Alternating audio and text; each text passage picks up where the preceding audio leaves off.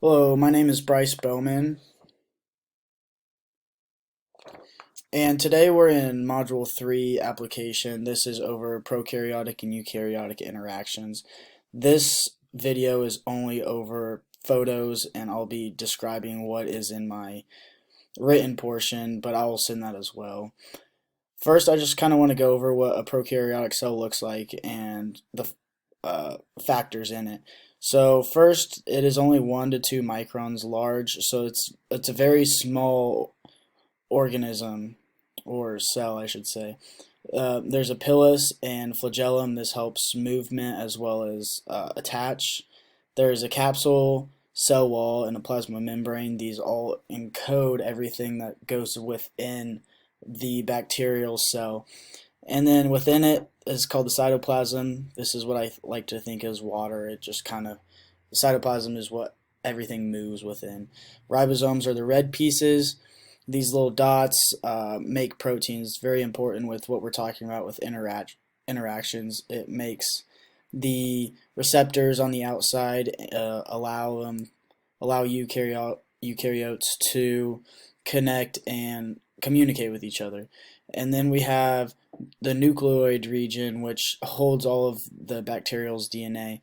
This is important as well because if they didn't have DNA, then they wouldn't be able to replicate or reproduce anything. And then eventually they would all die out if they didn't have that. So that's a very important region as well. And then next is the eukaryotic cell. It is a lot more in depth and complicated, as we can see. There's about 10 to 100 microns, so that's 10 to 100 times bigger than a bacterial cell. And these drawings are very simplistic. I'm not the best drawer, so this is what I got. And so I kind of just briefly going over everything. The mitochondria is the powerhouse of the cell. It's what gives the eukaryotic cell energy. We have ribosomes to make protein. We have vacuoles to store things, and we have the cytoplasm as well. The interesting part for this is the Golgi apparatus. This is what allows things to move in and out of the cell. And this is important with interactions because if nothing could come out, then how would other things be interacted with? So this allows proteins and lipids to flow in and out of the cell and communicate with other things as well as just protect ourselves. We have lysosomes and peroxisomes. These are interesting because they allow for our cell to be protected inside. It can help with damaged DNA and as well as breaking down inorganic organisms within our cells. And then, so this is even more simplistic. I kind of wanted to show the brief details of everything and kind of just describe everything. So this is the interaction. The bigger cell or bigger circles is the eukaryote, and then the bacteria is the smaller one because I tried showing the big difference of how large the eukaryote is to the bacteria or prokaryote. And then how interactions work is with hormones or hormone-like objects. And I like to think of hormones as like little Doritos.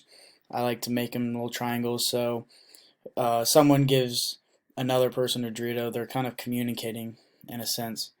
And so these hormones are given off by eukaryotes, mostly in our digestive system. There are some bacteria that live within our small intestine, and then a lot of them live in our colon.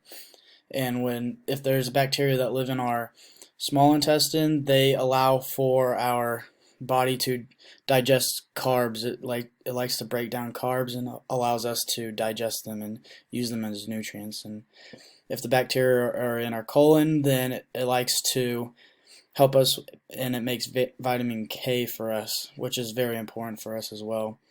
And so back to the photo, these Doritos kind of go to the bacteria, and there's these receptors made of glycoproteins and glycolipids. And this is important because if they didn't have these receptors, then the bacteria wouldn't know what to do in that particular moment. So these Doritos, I like to say, are given off and tell them what to do. And so they get a hold of these and they start breaking down nutrients for us. And there's a lot more bacteria within our colon than in our small intestine, just because of how much movement, how much liquids are going through our small intestine compared to our colon. And then, I believe that's all I have. I think I just want to kind of reiterate the main point of this is cell to cell interactions. We have a huge eukaryotic cell with a small bacteria cell, and how they communicate through hormones and other aspects. Bacteria can communicate with themselves through other aspects, and eukaryotes can communicate with themselves through other aspects as well. But this is the main way eukaryotic and bacteria communicate. And within our body is mostly our digestive system. Thank you very much.